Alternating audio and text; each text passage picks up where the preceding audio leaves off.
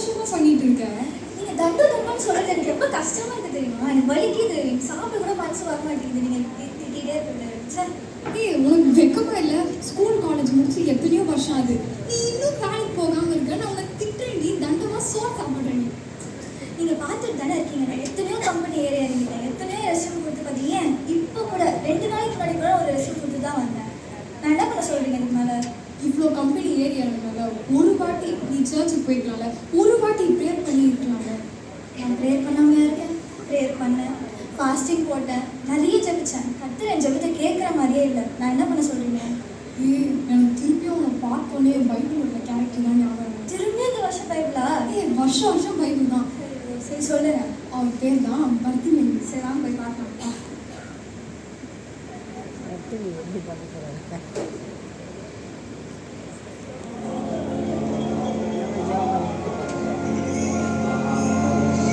ஐயா, என்ன நடக்கிறது? இங்கே யார் போவது? நசரேயனாகிய இயேசு இந்த வழியை கடந்து போகிறார்.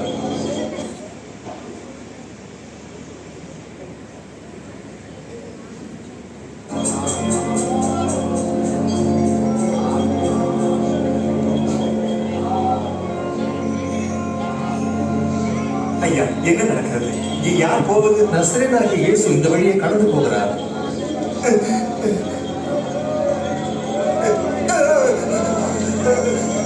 இயேசுவே! ஓ, இயேசுவே! தாவீது குமாரனே, எனக்கு கருணை செய்யும்.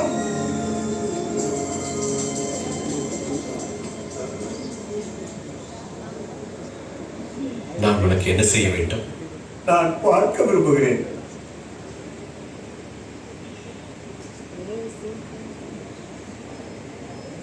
பார்வை அடைவாயாக. உன் விசுவாசம் உன்னை ரட்சித்தது. என்னால் பார்க்க முடிகிறது. என்னால் பார்க்க முடிகிறது. என்னால் பார்க்க முடிகிறது.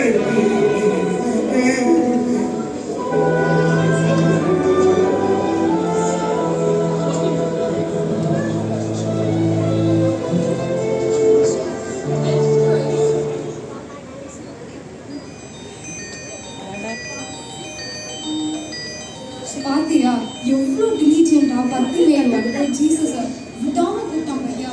ஸோ மேடம் எப்போ ப்ரேயர் பண்ண போறீங்க? சரி வா பண்ணலாம். சரி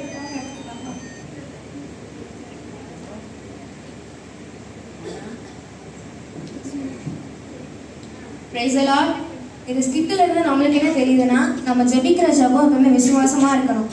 விசுவாசத்துடன் ஜெபிக்கிற ஜெபம் பின்னாடி ரட்சிக்கும் என்பது போல ஆவிக்குரிய வாழ்க்கையில் நம்ம வளர்கிறதுக்கு நம்மளோட ஜெபம் ரொம்ப முக்கியம். அது மட்டும் இல்லாமல் பைபிளில் ஆண்டவருக்கு நிறைய நாமங்கள் இருக்குது.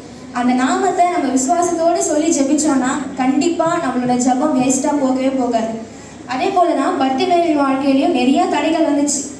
அவன் வந்து சொன்னான், அந்த மாதிரி யார் போகிறாங்கன்னா ஆண்டவர்னு உடனே ஆண்டவரை பார்க்க அவ்வளோ ஆசையாக இருந்தான். ஆனால் எத்தனையோ பேர் அவனை தடுத்தாங்க, அவனை அதட்டுனாங்க. அவன் அவங்களுக்கு பயந்து இருந்திருந்தா கண்டிப்பாக அவன் பார்வை அடைஞ்சிருக்க முடியாது. எல்லாத்தையும் ஃபேஸ் பண்ணி ஆண்டவரை மட்டும் நோக்கி பார்த்ததுனால தான் அவன் கண்ணிலேருந்து பார்வை வந்துச்சு. அதே போல் நம்ம வாழ்க்கையில் எவ்வளோ தடை வரும், எவ்வளோ நெருக்கடிகள் வரும், எல்லாத்தையும் விட்டு ஆண்டவரை மட்டும் நோக்கி பார்த்தா நம்மளோட ஆவிக்குரிய வாழ்க்கை கண்டிப்பாக வெற்றியில தான் முடியும். ஆமென். சரி, நான் வந்த வேலையை பார்க்குறேன். மா போஸ்ட் வெயிட் பண்ணு.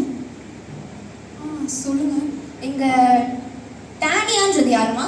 என் பொண்ணு தான். உங்கள் பொண்ணு தானா? ஏதோ ஆஃபர் லெட்டர் வந்திருக்குமா, நாங்கள் முடியும். இவளுக்கா? உங்கள் பொண்ணு தானே? Thanks thanks. மேடம் வேலைக்கு போகிறேன்.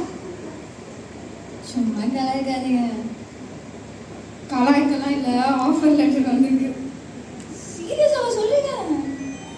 சரி நான் போகிறேன். பாய் பாய் பாய் பாய்.